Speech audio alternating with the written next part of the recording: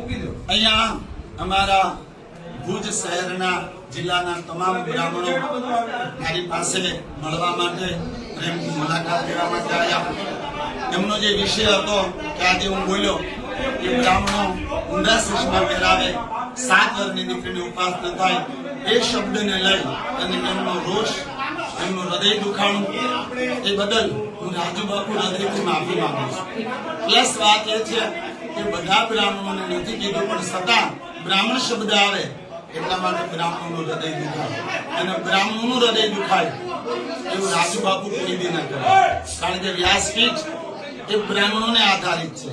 ધર્મ બ્રાહ્મણોના ખંભા પર યાત્રા કરે છે। ધર્મ જગતને પ્રકાશિત કરનાર હોય તો એ બ્રાહ્મણો છે। બ્રાહ્મણ માટે મારે આવો શબ્દ બોલાઈ ગયો કે બ્રાહ્મણ ઊંડા શીશમાં પહેરાવે, એ મારી હૃદયની ભૂલ હતી।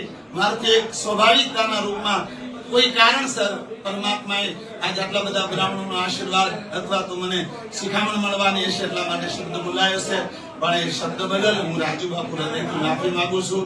અને જે બ્રાહ્મણોનું હૃદય દુખાણું હોય એના શરણોમાં દંડવત પ્રણામ કરી અને બધા બ્રાહ્મણોને કહું છું કે મારા તમારું હૃદય દુખાણું છે, મને ક્ષમા કરજો। હું ભવિષ્યમાં આવું ત્યારે વર્તન નહીં કરું। દરેક બ્રાહ્મણના હૃદયથી